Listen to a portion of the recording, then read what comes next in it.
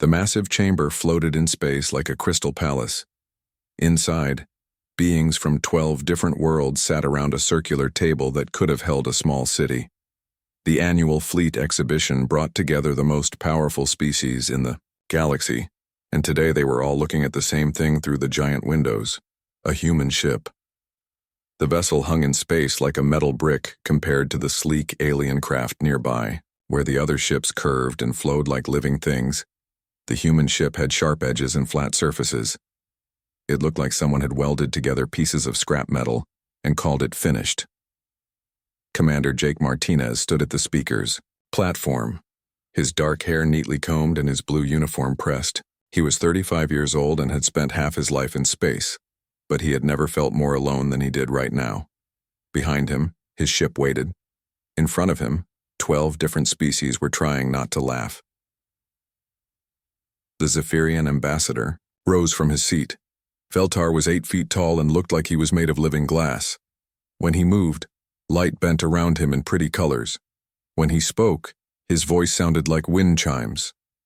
"Honored friends," Veltar said, his tone making it clear he did not consider humans to be either honored or friends. "We gather today to witness the finest achievements in space travel technology, ships that can fold space, bend time, and dance between dimensions." He turned toward the window where the human ship floated. "And then we have this." Laughter filled the chamber. Not the kind of laughter you hear at a joke, but the cruel kind that cuts deep. Jake kept his face calm, but his hands clenched into fists at his sides. A Corvan delegate stood up next. Korthak had golden scales that caught the light, and 6 arms that moved like snakes. His species had been traveling faster than light when humans were still learning to make fire. "Look at that thing," Korthak hissed through needle-sharp teeth. "No quantum cores, no dimensional phase arrays. I have seen garbage haulers with better design." More laughter. "How does such a primitive species expect to compete with civilized beings?" Captain Lisa Brooks sat in the human section of the viewing area. She was Jake's second in command, a woman with red hair and green eyes that could cut through steel when she was angry. Right now, those eyes were burning. She wanted to stand up and tell these aliens exactly what they could do with their advanced technology. But Jake had made her promise to stay quiet. They had a plan. Dr. Alex Carter sat next to Lisa, his fingers dancing over a small tablet.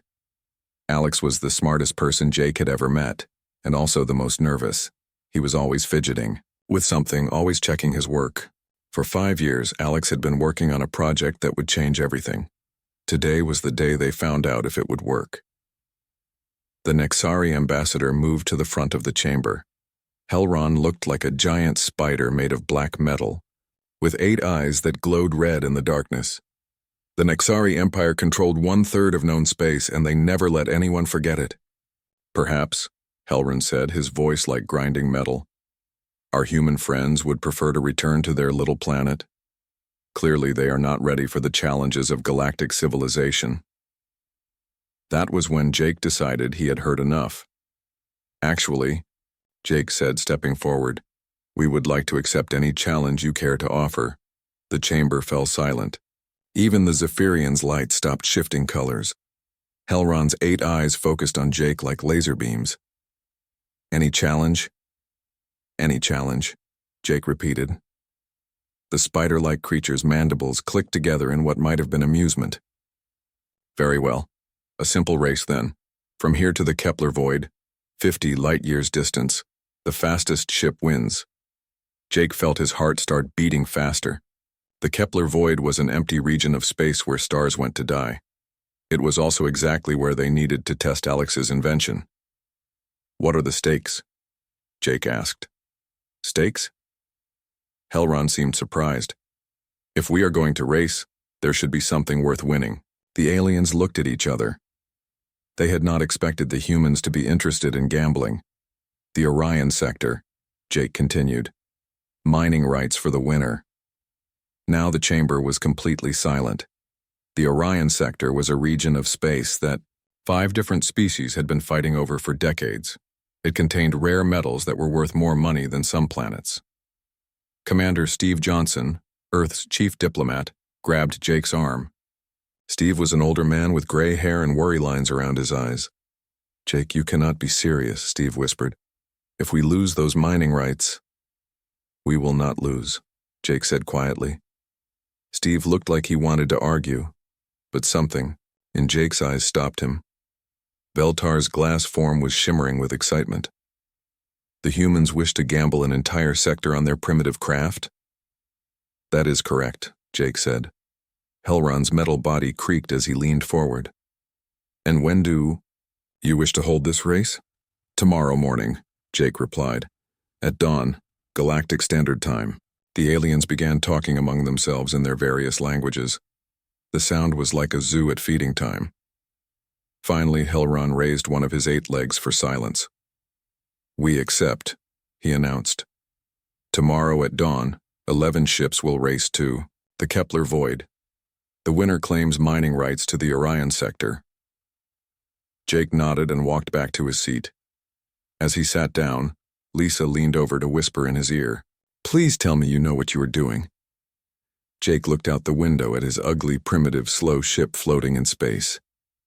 Somewhere deep in that ship's belly, Alex Carter's impossible machine was waiting. "Trust me," Jake said. Dr. Carter looked up from his tablet. His hands were shaking, but his eyes were bright with excitement.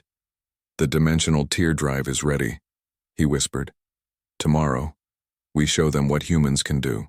Outside the chamber, stars wheeled slowly through space. Soon those same stars would witness something that would change the galaxy forever. The aliens thought they knew what space travel looked like. They were about to learn they were wrong. Tomorrow, the slow human ship would teach the galaxy a lesson about the difference between speed and intelligence. Tomorrow, Jake Martinez and his crew would prove that sometimes the best way to win a race is not to run faster.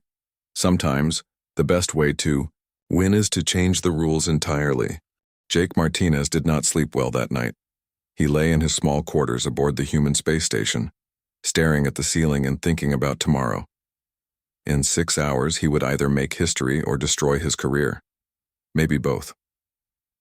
The space station was quiet except for the steady hum of life support systems. Most of the alien delegations had returned to their ships to prepare for the race. Jake could see some of those ships through his small window.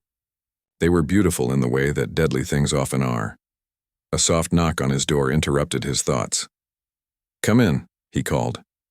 Captain Lisa Brooks entered, carrying 2 cups of coffee. She looked as tired as Jake felt, but her green eyes were alert and focused. "Could not sleep either?" she asked, handing him a cup. "Too much to think about," Jake replied. He sat up and took a sip of the hot coffee.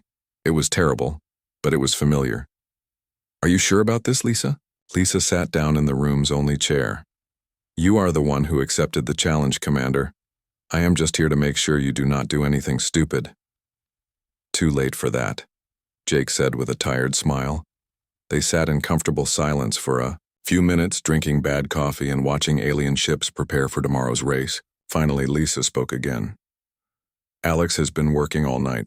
The dimensional tear drive is as ready as it will ever be." Jake nodded. Dr. Alex Carter had been working on his impossible invention for 5 years.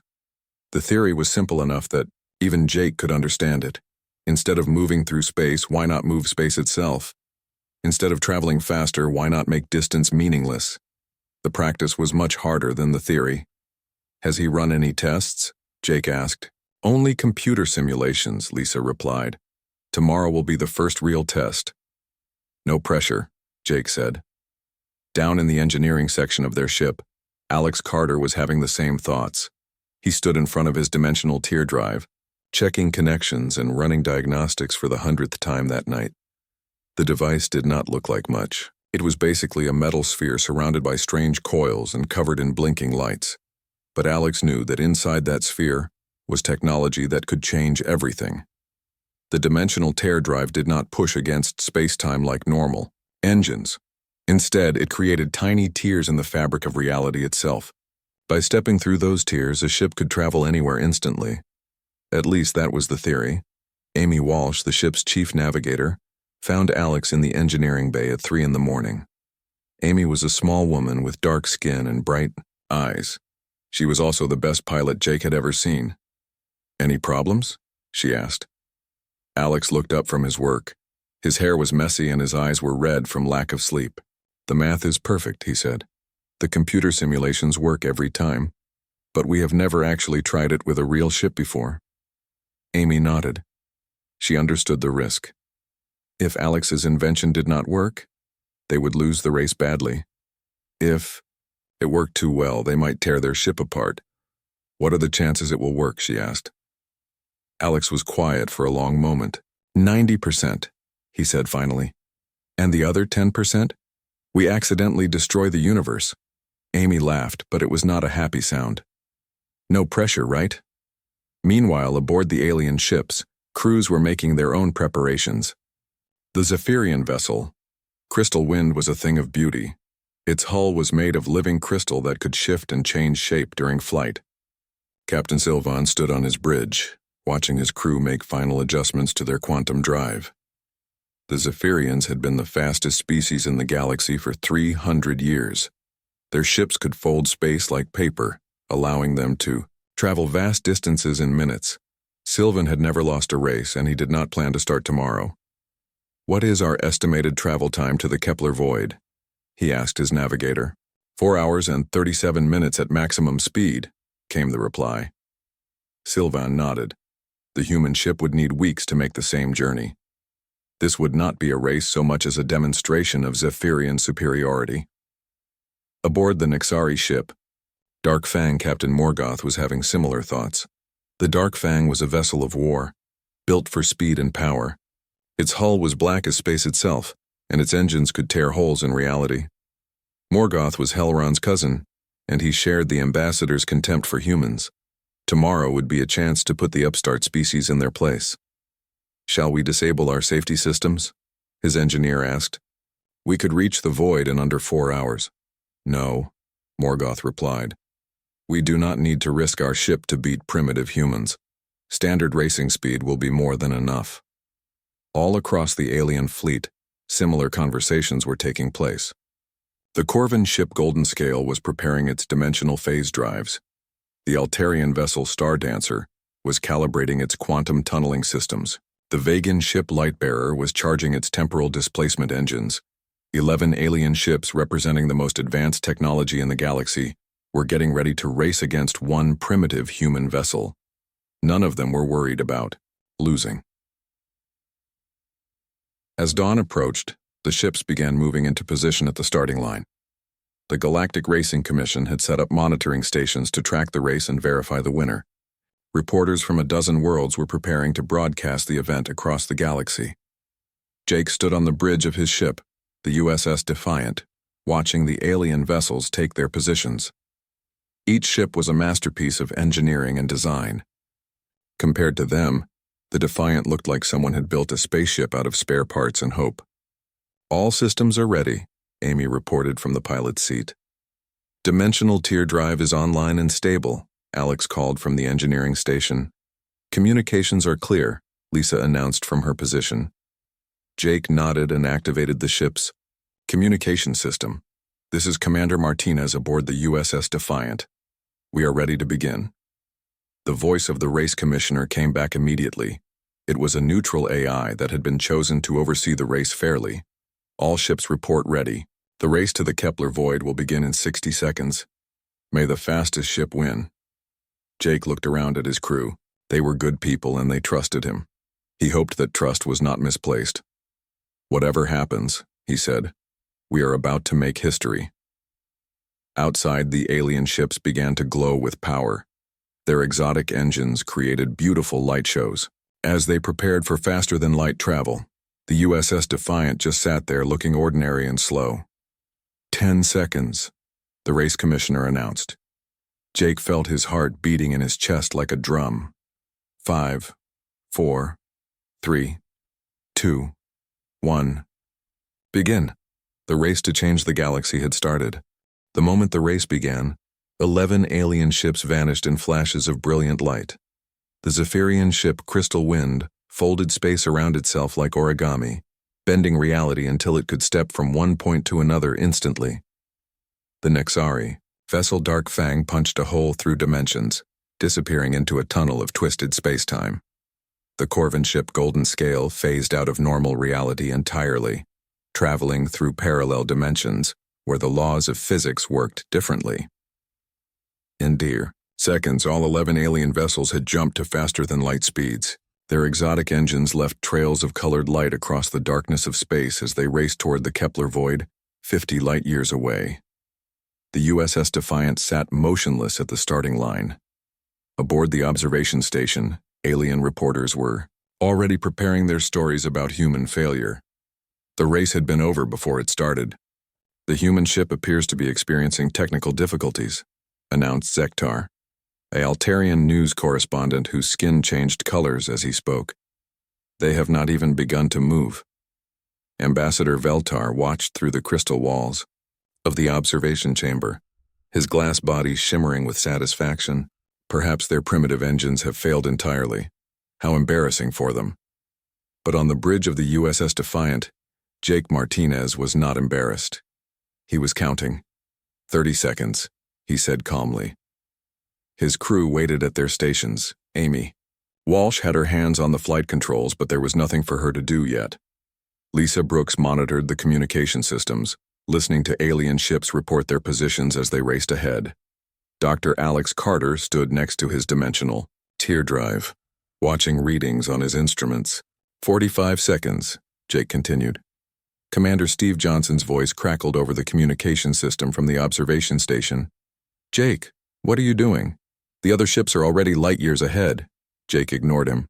60 seconds. He looked at Alex Carter. The young scientist was pale but determined. His hands moved over the control panel of his impossible invention. "Are you ready, Doctor?" Jake asked. Alex nodded. "The dimensional matrix is stable. Power levels are optimal. All safety systems are. Well, actually, we turned off most of the safety systems. But everything else looks good." Jake turned to Amy, at the pilot station. "Navigator?" "Coordinates locked in," Amy replied. "Direct path to the Kepler void programmed and ready." "Engineering?" Lisa checked her displays. "All systems green, fusion reactors at full power, structural integrity at maximum." Jake took a deep breath. Dr. Carter engaged the dimensional tear drive. Alex's finger hovered over the activation switch. For 5 years he had worked on this project. For 5 years he had run simulations and checked calculations and dreamed of this moment. Now it was here, and he was terrified. But he pressed the switch anyway. What happened next would be talked about for centuries. The space around the USS Defiant began to ripple like water. Reality itself started to bend and twist as the dimensional tear drive activated. The ship did not move forward or backward or in any normal direction. Instead, the fabric of space-time began to tear open around it. The tear started small, just a crack in nothingness. But it grew quickly, spreading out from the ship like breaks in glass. The edges of the tear glowed with impossible colors that had no names. Through the opening, glimpses of other dimensions flickered and danced. "My God," whispered Amy as she watched her instruments. "We are not moving through space. Space is moving around us." The dimensional tear grew larger, creating a tunnel that stretched ahead of the ship. But this was not a normal tunnel. It was a shortcut through reality itself, a pathway that bypassed the normal rules of distance and time. Jake felt the ship shudder as it began to move into the tear. But they were not accelerating in any way that made sense. Instead, they were stepping sideways through dimensions that existed between the normal universe. "How fast are we going?" Lisa asked. Amy stared at her navigation display in wonder. "According to my instruments, we are not moving at all. But according to the stellar navigation system, we are covering light years every second." "That is impossible," Lisa said. "Everything about this is impossible," Alex replied, his voice filled with excitement. "We are traveling through spaces that do not technically exist. Distance has no meaning here. Time has no meaning here. We are outside the normal universe." The ship continued its impossible journey through the dimensional tear. Outside the windows, reality looked broken. Colors that should not exist swirled through darkness that was deeper than space. Geometric shapes that hurt to look at drifted past like strange fish in an alien ocean. "How long until we reach the Kepler void?" Jake asked. Amy checked her instruments. Again. "At our current rate of, well, I cannot call it speed. We should arrive in about 11 minutes. Jake did some quick math in his head. The alien ships, traveling at their maximum faster-than-light speeds, would need at least 4 hours to reach the Kepler void. Some of the slower ships might need 6 or 7 hours. The humans would arrive in 11 minutes. Meanwhile, aboard the Zephyrian ship Crystal Wind, Captain Sylvan was pushing his vessel to its limits. The quantum drive was running at 110% power, folding space-time in ways that made his crew nervous. "Status report," he commanded. "We are making excellent time," his navigator replied. "Current speed is equivalent to 15,000 times the speed of light. We should reach the Kepler void in 4 hours and 22 minutes. Sylvan was pleased. That would be a new record for his ship. The humans would probably still be trying to leave the starting line by the time he crossed the finish. He had no idea that the humans had already traveled halfway to their destination. Aboard the Nixari ship Dark Fang, Captain Morgoth was having similar thoughts. His vessel was punching through dimensional barriers like they were made of paper, traveling through spaces that existed parallel to normal reality. "We are maintaining maximum safe speed," his engineer reported. "Arrival time at the Kepler void. 4 hours and 8 minutes. Excellent," Morgoth said. "That should be more than fast enough to beat any other ship in this race." He was wrong. Back on the USS Defiant, Jake watched the impossible scenery flow past his ship. They were traveling through a universe that existed in the spaces between atoms, in the gaps between thoughts, in the silence between heartbeats. 5 minutes to destination," Amy announced. Jake activated the communication system. "This is Commander Martinez to all alien vessels. How is everyone doing out there?"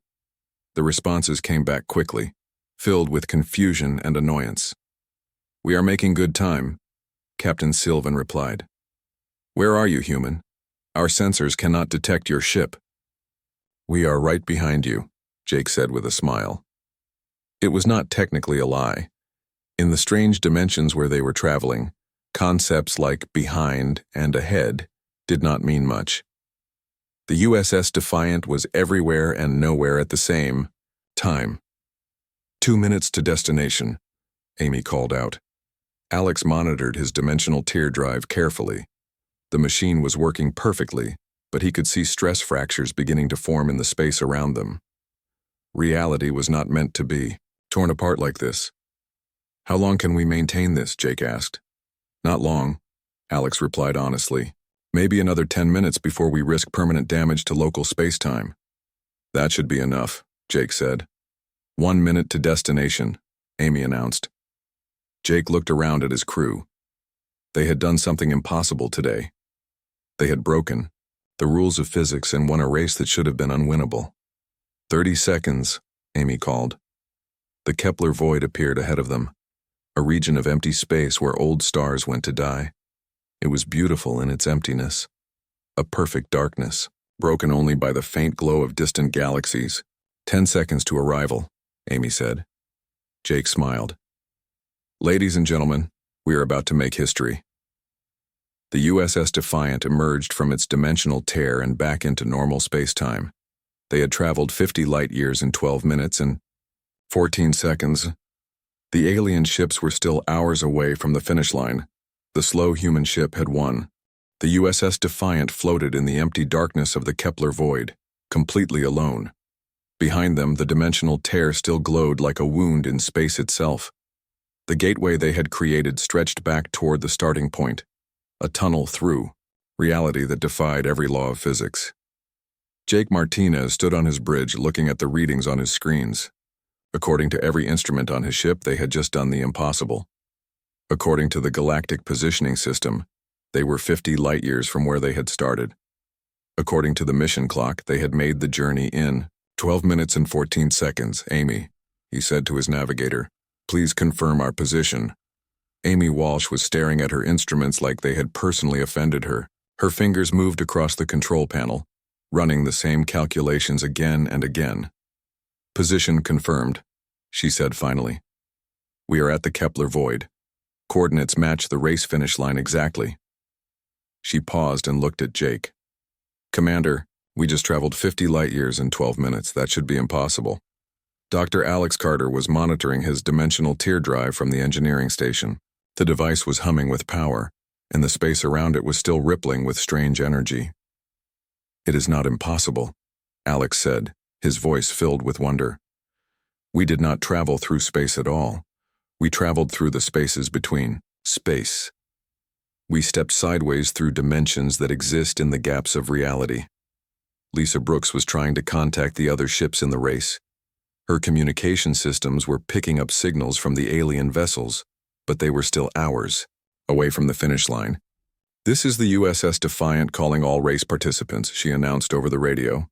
"We have arrived at the Kepler void and are requesting confirmation of our finish time." The silence that followed was long and confused. Finally, Captain Sylvan of the Zephyrian ship Crystal Wind responded, "That is impossible. Our sensors show you have not even left the starting line." "Check your long-range scanners," Jake replied calmly.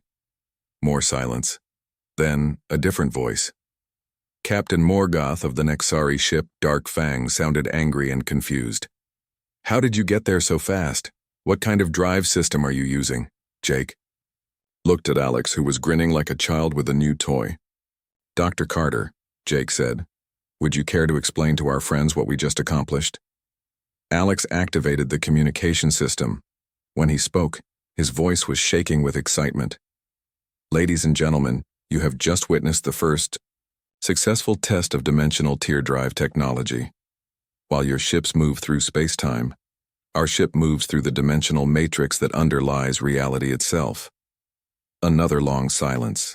Then Ambassador Helron's voice came through the radio, transmitted from the observation station that was still 50 light-years away. "Explain," the Nexari ambassador commanded. Alex was happy to comply. "Space-time is not solid. It is more like a fabric with gaps between the threads. By creating controlled tiers in that fabric, we can step from one point to another without crossing the distance in between. We do not travel faster than light because we do not travel through space at all." Amy was studying her navigation systems, trying to understand what had happened to them. "The dimensional tear is still active," she reported. "It is creating a stable pathway between our current position and the starting point." Jake walked to the front of the bridge and looked out at the stars. The Kepler void was a region of space where old stars came to die. It was beautiful in its emptiness, but also lonely. Right now, though, Jake felt anything but lonely. They had just changed the galaxy forever. "The pathway is self-sustaining," Alex continued over the radio. "Any ship can now use our dimensional tear to travel instantly between these 2 points. We have not just won your race. We have created a permanent gateway."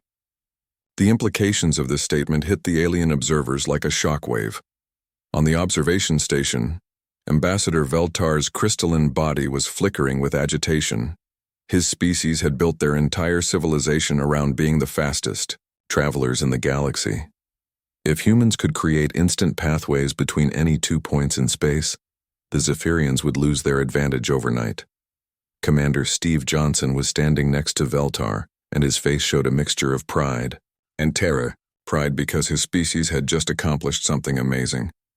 Terror because he realized what this meant for galactic politics. "Jake," Steve said over the radio, "do you understand what you have just done?" "I think so," Jake replied. "We have won the mining rights to the Orion sector." "You have done much more than that," Steve said quietly. Back on the USS Defiant, Lisa was monitoring communications from across the galaxy. News of the human achievement was spreading like wildfire. Every government, every corporation, every military organization was suddenly very interested in talking to Earth. "Commander," she said, "we are receiving priority messages from the Galactic Council, the Trade Federation, the Nexari Empire, and about 50 other organizations. They all want to know the same thing, which is how much it will cost to license our technology." Jake felt a smile spreading across his face. A few hours ago, the aliens had been laughing at the primitive human ship. Now they were begging for the technology that had made that ship the most important vessel in galactic history. Dr. Carter was still monitoring the dimensional tear, making sure it remained stable. The gateway was holding steady, creating a permanent connection between 2 points in space. But more importantly, it was proving that his theories were correct. "Commander," Alex said, "with enough power and the right calculations, we could create gateways anywhere in the galaxy. We could connect Earth to every human colony instantly. We could build a network of dimensional tiers that would make distance meaningless." Amy was thinking about the navigation possibilities. Ships would not need to carry enough fuel for long journeys. They could just step through a gateway and arrive immediately at their destination. "The military applications alone," Lisa began, then stopped herself. Some thoughts were too dangerous to speak out loud. Jake understood what she meant. A species that could create instant pathways to anywhere in the galaxy would have an enormous military advantage. They could move fleets instantly, appear anywhere without warning, strike and retreat before enemies could respond. The balance of power in the galaxy had just shifted dramatically, and it had shifted in humanity's favor. Over the radio, they could hear the alien ships reporting their positions. The fastest vessels were still 3 hours away from the Kepler void. The slower ships would not arrive for another 5 or 6 hours. "This is Captain Sylvan," came the Zephyrian's voice over the communication system. "We are increasing to maximum emergency speed. All safety protocols are now disabled. This is Captain Morgoth. The Dark Fang is now traveling at dangerous velocity. We are pushing our engines beyond their design limits." Jake almost felt sorry for them. They were risking their ships and their crews to try to catch up to a race that was already over. But he also understood their desperation. Their entire way of life was built around being faster than everyone else. The humans had just made speed irrelevant. "Dr. Carter," Jake said, "how long can we maintain the dimensional tear?" "Indefinitely," Alex replied. "The gateway is drawing power from the 0-point energy field. As long as space-time exists, we have unlimited fuel." Jake nodded. That was good news. It meant they could keep the pathway open for other ships to use. "Commander," Amy said, "what happens now?" Jake looked around at his crew. They were good people who had just accomplished something incredible. They had taken humanity from being the laughingstock of the galaxy to being the most powerful species in known space. "Now," Jake said, "we wait for our friends to arrive and then we start negotiating." Outside the ship, stars wheeled slowly through the darkness. Somewhere in that darkness, 11 alien ships were racing desperately toward the Kepler void, not knowing that the race was already over. The slow human ship had not just won. It had changed everything. 4 hours and 8 minutes after the race began, the Nexari ship Dark Fang burst out of hyperspace near the Kepler void. Captain Morgoth expected to be the first to arrive, having pushed his vessel beyond safe limits to achieve maximum speed. Instead, he found the USS Defiant waiting calmly in space, surrounded by the impossible glow of their dimensional tear. "What in the seven hells?" Morgoth started to say, then stopped. His sensors were telling him something that made no sense. The human ship had been here for hours. "Welcome to the Kepler void." Jake Martinez's voice came over the radio. "Congratulations on your second-place finish." Morgoth's 8 eyes focused on the human ship with hatred and confusion. "How is this possible? You were still at the starting line when we left." "Were we?" Jake replied innocently. "I think you might want to check the official race records." The race commissioner's artificial intelligence had been monitoring everything from the beginning. Its neutral voice filled the communication channels. Official race results. First place, USS Defiant, arrival time 12 minutes and 14 seconds. Second place, Dark Fang, arrival time 4 hours and 8 minutes. The human vessel has won by a margin of 3 hours and 56 minutes. Captain Morgoth stared at the human ship, his metal body shaking with rage. The Nexari Empire had never lost a race to anyone, let alone to primitive humans. "I demand an investigation," he snarled. "They must have cheated somehow." "How?" Jake asked calmly. "By using better technology than yours. Before Morgoth could answer, the Zephyrian ship Crystal Wind appeared in a flash of twisted light.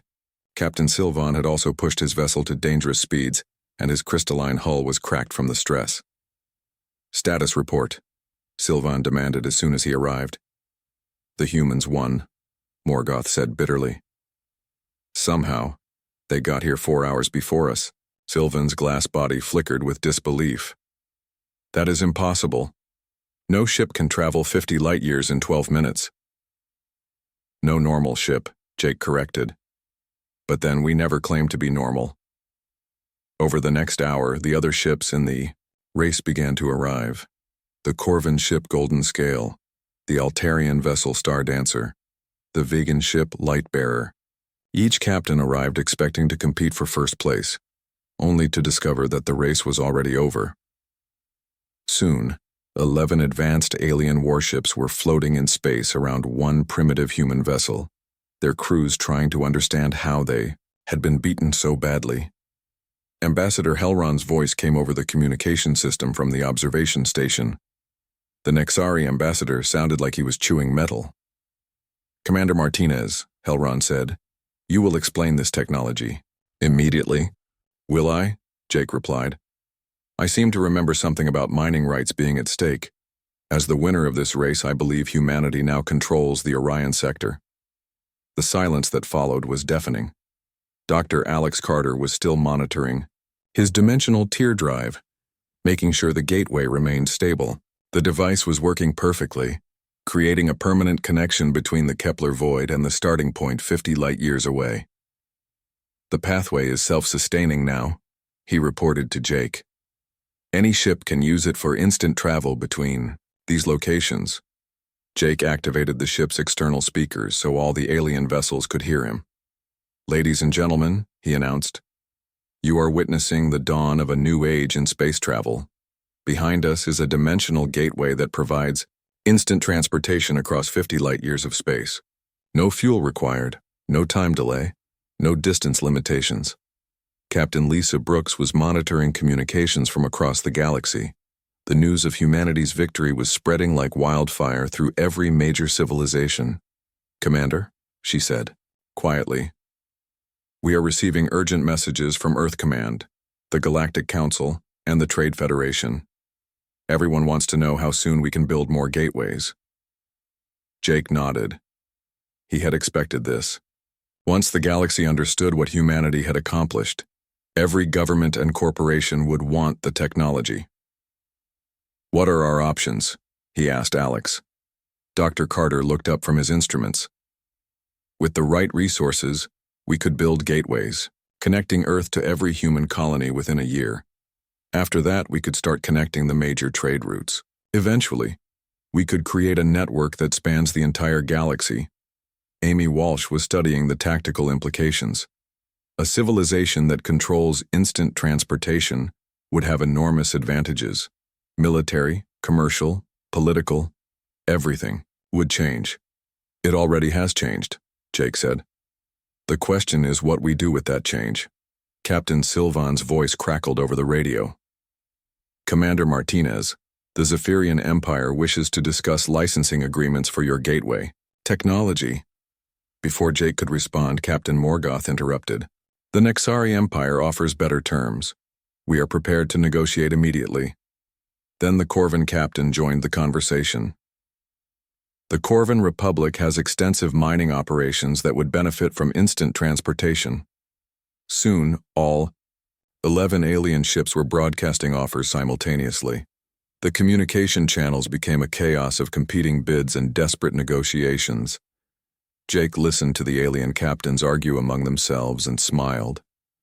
A few hours ago, these same beings had been laughing at his primitive ship. Now they were fighting for the chance to pay him for his technology.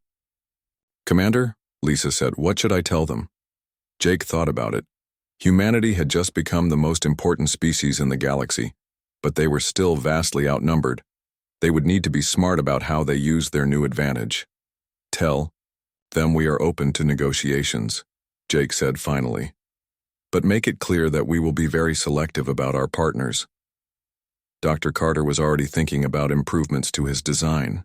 With more power and better calculations, we could create gateways that connect multiple points simultaneously. Imagine a hub that could transport ships to dozens of different locations instantly. Or gateways that move, Amy added. Mobile dimensional, tiers that could be deployed anywhere in the galaxy. The possibilities were endless, and Jake knew that they had only scratched the surface of what their technology could do. Over the radio, Ambassador Helron was trying to restore order to the negotiations. The Galactic Council will need to establish protocols for this new technology. There must be regulations, safety standards, licensing procedures. Of course, Jake replied, but I think you will find that humanity is now in a position to help write those regulations. The meaning of his words was clear. The species that had been ignored and dismissed was now setting the terms for galactic civilization. Commander Steve, Johnson's voice came through from the observation station. Jake, you realize what this means for Earth? I think so, Jake said. We are about to become very popular. And very powerful, Steve added. The question is whether we can handle that responsibility. Jake looked out at the alien ships surrounding his vessel. Each one represented a civilization that was thousands of years older than humanity. Each one had technology that humans could barely understand, but none of them could do what the USS Defiant had just done. We will learn, Jake said. We have to. The dimensional tear continued to glow behind them, a gateway that connected 2 points in space and had changed the balance of power in the galaxy forever. Soon there would be more gateways, connecting more worlds, creating a network that would transform galactic civilization, and at the center of that network would be humanity. The aliens had laughed at the slow human ship. Now they were discovering that sometimes the best way to win is not to be faster than your competitors. Sometimes, the best way to win is to make speed irrelevant. The race was over, but humanity's real journey was just beginning. 6 months after the race that changed everything, Jake Martinez stood in the observation deck of Gateway Station Alpha, watching construction crews put the finishing touches on humanity's first permanent dimensional gateway hub. The station floated in space near Earth, surrounded by the impossible glow of 12 active dimensional tiers. Each gateway connected to a different part of human space. Mars was now 30 seconds away, instead of 6 months. The Alpha Centauri colonies could be reached instantly. The mining operations in the asteroid belt were connected to Earth's manufacturing centers with no travel time at all. Humanity had gone from being a single planet species to controlling a network that spanned dozens of star systems, and they had done it in half a year. Captain Lisa Brooks walked up beside Jake, carrying a cup of coffee and a tablet full of reports. Her red hair was shorter now, and she wore the uniform of Gateway Command, the new organization that controlled humanity's dimensional tier network. How many requests today? Jake asked, nodding toward the tablet. 47, Lisa replied. The Zephyrian Empire wants to discuss connecting their trade routes to our network. The Nexari are offering exclusive mining rights in exchange for gateway access. The Corvan Republic is practically begging us to help them connect their colonies. Jake took a sip of his coffee and smiled. What about the Galactic Council? They have officially recognized humanity as a Class 1 civilization, Lisa said. We now have permanent seats on all major committees. Ambassador Helron personally delivered the invitation. Jake remembered the spider-like Nexari ambassador who had challenged them to the race. Helron had not been laughing when he delivered humanity's new status. Any problems? Jake asked. Lisa's expression grew more serious. A few species are not happy about our rapid rise to power. The Draconian Empire has been making threats about maintaining the natural order. The Vegan Federation is concerned about technological disruption of established trade routes. Jake nodded. They had expected resistance from some quarters. When you suddenly become the most powerful species in the galaxy, not everyone is happy about it. Dr. Alex Carter appeared. On the observation deck, his hair even messier than usual. He was now the director of Gateway Research, in charge of developing new dimensional tier technologies. His latest project was creating mobile gateways that could be deployed anywhere in the galaxy. Commander, Alex said excitedly, the new gateway, Design is ready for testing. We can now create dimensional tiers that move with a ship, allowing instant travel to any coordinates. Jake raised an eyebrow. Any coordinates? Within 1,000 light-year radius, Alex clarified. The power requirements increase exponentially with distance, but yes, essentially anywhere in the local galactic region.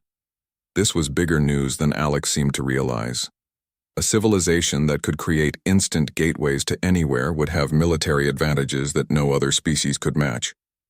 They could appear anywhere, strike without warning, and disappear before anyone could respond. Amy Walsh joined them on the observation deck. She was now the chief navigator for Gateway Command, responsible for plotting courses through the dimensional tier network. The new navigation protocols are working perfectly, she reported. Travel time between any 2 points in human space is now under 5 minutes. We can move cargo, personnel, or entire fleets instantly. Jake looked out at the stars, beyond the station. Somewhere out there, alien civilizations were struggling to adapt to the new reality. The galaxy had been turned upside down by one human ship and one impossible invention. Status report on the Orion sector? He asked. Lisa checked her tablet. Full mining operations are now active. The dimensional gateways have reduced transportation costs by 99%. We are producing more rare metals than the rest of the galaxy combined. That was important. The rare metals found in the Orion sector were essential for building advanced technology. By controlling the sector's mines and the gateways that transported their products, humanity now controlled a significant portion of the galactic economy. What about security? Jake asked. Amy's expression grew serious. Earth Defense Command has installed gateway generators on all our major warships. The fleet can now appear anywhere in human space within minutes. Any threat to our colonies can be met with overwhelming force before the enemy knows we are there. Jake felt a mixture of pride and concern. Humanity had gained incredible power very quickly. The question was whether they could use that power responsibly. A soft chime indicated an incoming priority message. Lisa activated the communication system, and Ambassador Veltar's crystalline form appeared as a hologram. The Zephyrian ambassador looked different than he had 6 months ago. His glass body flickered with nervous energy, and his voice had lost its arrogant tone. Commander Martinez, Veltar said, the Zephyrian Empire formally requests permission to connect our capital world to your gateway network. We are prepared to offer favorable trade agreements in exchange for access. Jake almost smiled.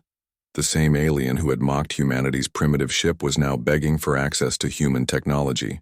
We will consider your request, Jake replied diplomatically. Our technical teams will need to evaluate the compatibility of your systems with our network.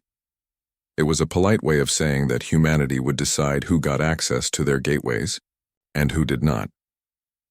The Zephyrians, who had once controlled galactic transportation, were now dependent on human permission to travel efficiently through space. After the hologram ended, Alex looked thoughtful. Commander, there is something we need to discuss. The dimensional tier technology is advancing faster than we expected. I think we may be able to create gateways that connect to other galaxies. Jake felt his heart skip a beat. Other galaxies? The math suggests it is possible, Alex said. With enough power and the right calculations, we could open pathways to Andromeda, the Magellanic Clouds, maybe even further. The implications were staggering.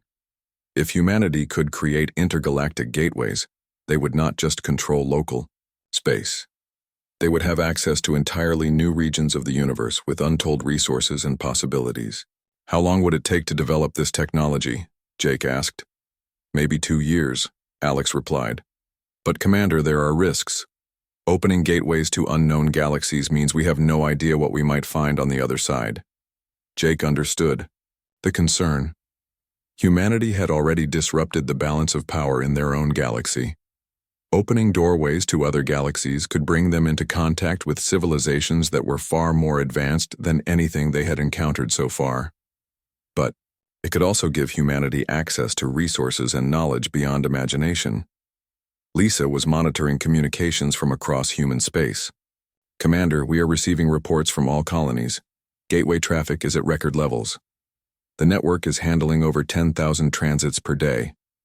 Amy added, construction on Gateway Station Beta is ahead of schedule.